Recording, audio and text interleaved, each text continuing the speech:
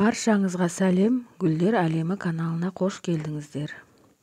Бүгін мен сіздерге Еухарис гүлімнің осылай гүл ашып тұрған видеосын көрсетейін дедім.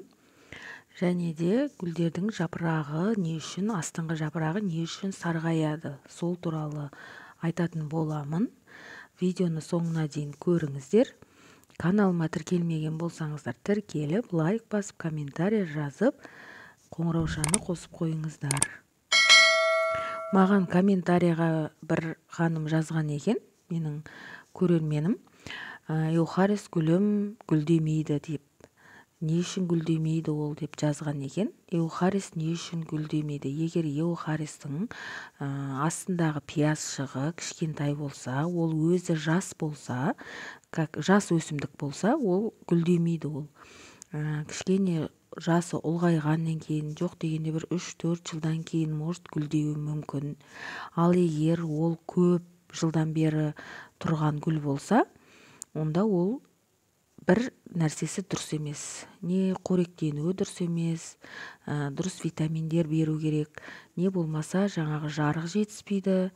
В общем, топырақтың құнары дұрыс емес, может. Ол жасыл жапырақ ашып тұра береді. Егер жарық жеткілікті болса, барлық гүл гүлдейді. Негізінде гүлдейтін гүлдердің барлығына жарық көбірек керек. Сол кезде бұлар көбірек бутон ашатын болады. Менде қазір қайбір жылы қыста менің осы еухарис гүліме сондай зиянкестер түсіп, біраз жапырағы сарғайып, астындағы пиязшықтарын зорға аман алып қалған болатынмын. Содан қалған еухарисім осы, және де бөлек тағы да басқа ыдысқа отырғызып қойғанмын. 4 пиязшық қалған. Сол 4 пиязшықтың екеуі осы үлкендеу горшокта отыр, екеуі кішкентай горшокта отыр. Осы үлкені гүлдеп болды. Енді қазір мен сіздерге жаңағы сабағын гүлдеп болғаннан кейін, уже сабағы кәдімгідей қурай бастайды. Оны қырқып алып тастай салсаңыздар болады. Ал енді басқа гүлдердің жапырағы, астыңғы жапырағы не үшін сарғаяды? Біздің өсімдіктер, барлық нәрсе өзі қартаяды.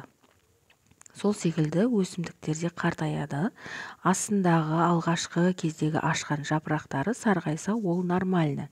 Өсімдіктер үшін ол нормальны. Себебі ол қартаяды астыңғы жапырағы, төбесінен жаңа жапырақ ашқан сайын астындағы жапырақтар қартаяды.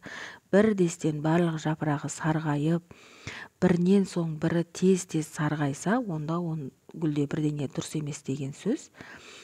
Мінекей мынау еухаристың жаңа гүл ашқан ұзын сабағы. Бұны кәдімгі қайшыменен астыңғы жағынан кесіп алып тастай саламыз. Енді оның бізге керегі жоқ. Енді еухарис қыстық демалысқа шығады. Егер де сіздерде осындай еухаристарыңыз болса, негізі гүлдейтін гүлдерге өзіне арналған витаминдерін берсеңіздер болады, бірақ қыстың күні беруге болмайды. Менен кеше көбісі сұрап жатыр, менің каналымда көптеген үй жағдайында тыңайтқыштар беру туралы видеолар бар ғой. Сол видеоларды көріп, кеше көрермендерім жазып жатыр. Қыстың күні егер сізде гүлдерге арналған қосымша жарық болмаса, ол гүлдерге дәрумен беруге болмайды. Себебі жарық жеткіліксіз болған жағдайда гүлдер сіздің берген дәруменіңізді өзінің бойына тартып, оны қорыта алмайды.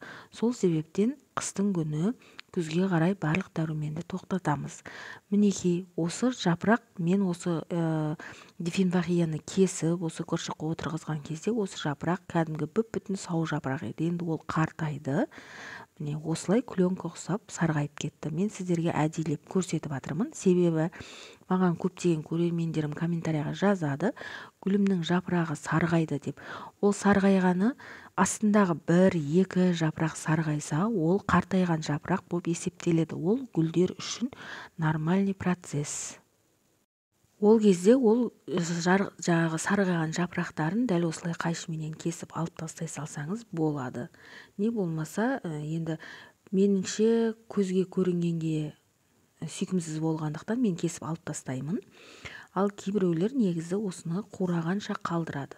Себебі осы қурап келе жатқан жапырақтың бүкіл сөлі, бүкіл дәрумені гүлге барады дейді.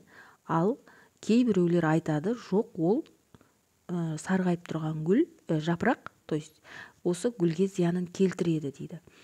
Енді мен ондай нені зерттеп көрген емеспін, бірақ зиянын келтірсе келтіретін шығар, себебі ол ауру есебінде болып есептеледі ғой енді. Сондықтан гүлге зиянын келтірмес үшін осылай сарғайған кезде кесіп алып тастай салсаңыздар болады. Кейбір гүлдердің жапырағын түбінен кесеміз, кейбір гүлдердің жапырағының кәдімгі ұш жағын ғана кесіп қойсаңыздар болады. Себебі сол жапырақтан астынан тағы да жапырақ туып, жаңа жапырақ шығуы мүмкін. Енді әр гүлдің өсуі, күтімі әртүрлі болғандықтан өздерінің жағдайына, күтіміне, өсу процестеріне қарай кесеміз. Мінекей мына горшокта менде қазір 2 эухарис отыр. Осы эухарисім менің биыл гүлдеді. Ал бұдан кішкентай горшокта отырған эухарисім олар гүлдемейді. Себебі оның пиязшығы әлі кішкентай, өзі әлі жас, былайша айтқанда балапан деп айтсақ болады. Жас, сондықтан ол жоқ дегенде бір 2 жыл, 3 жылға шейін гүлдемейді. Ал егерде сіздердің гүлдеріңіз жапырағы жаппай сарғайып жатса, бірінен соң бірі тез-тез сарғайып жатса, оны не болмаса жәндіктер жеп жатыр, не болмаса топырағы дұрыс емес, не болмаса тамыры шіріп жатыр. Егерде солай тез-тез шіріп, жаңағы жапырағы сарғайып жатса, сіз оның қыс болсын, жаз болсын, ол күз болсын, тамырын ашып көруге тура келеді. Себебі жапырақтары тез-тез сарғайып, бірінен соң бірі уже гүл өліп жатыр деген сөз ғой. Сол себептен тезірек жапырағын ашып, то есть тамырын ашып, топырағын ашып, тамыры шіріген ба, шірімеген ба, соның бәрін көру керек.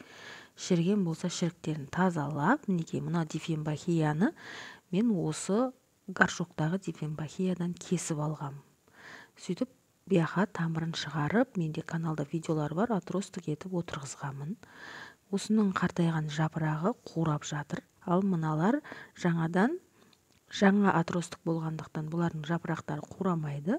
Қарауы жақсы болса, енді осы пышный дифенбахия болып өседі, Құдай қаласа. Сол бірден кейін бірі қурап жатқан жапырақты гүліңіз тез-тез қурап, солып жатса, жапырақтың астын, үстін әдемілеп мұқият қарап шығыңыздар. Сол кезде егерде бір майда, бір ақ, не болмаса қара, не болмаса қызыл, түрлі түсті жәндіктер көретін болсаңыздар, оны дәрілеп емдеу керек. Ал егерде онда ештеңе жоқ, таза болатын болса, онда тамыр шіріп жатыр. Себебі су нормадан артық құйылады. Су нормадан артық құйылғаннан кейін топырақ кеуіп үлгермейді. Топырақ кеуіп үлгермегеннен кейін кәдімгі сау тамырлар шіри бастайды астындағы. Себебі біздің горшогымыз кәдімгі жабық ыдыс қой. Жабық ыдыс, бұл кәдімгі далада жерде өсіп тұрған жоқ. Бұлар далада жерде өсіп тұрса, бұлар шірімей нормальный өсе беретін еді. Себебі жердің астында су, тас, дренаж көп.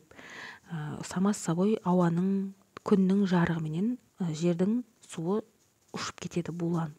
Ал бізде өйтіп буланып ұшып кете алмайды.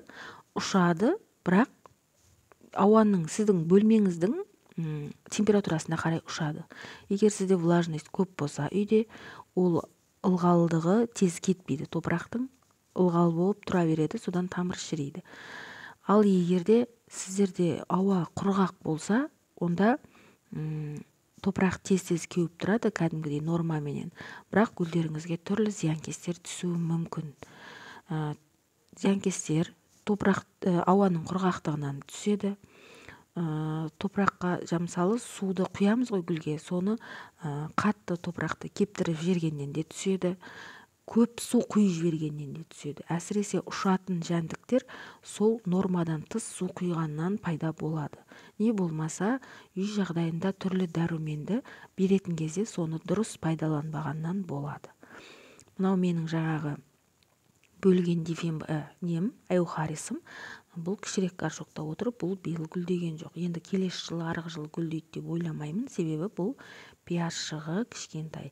Кәдімгідей жаңағы жәндік түскеннен кейін ауырып, тамыры да шіріді, себебі суды да нормадан артық құйып жібердім ба.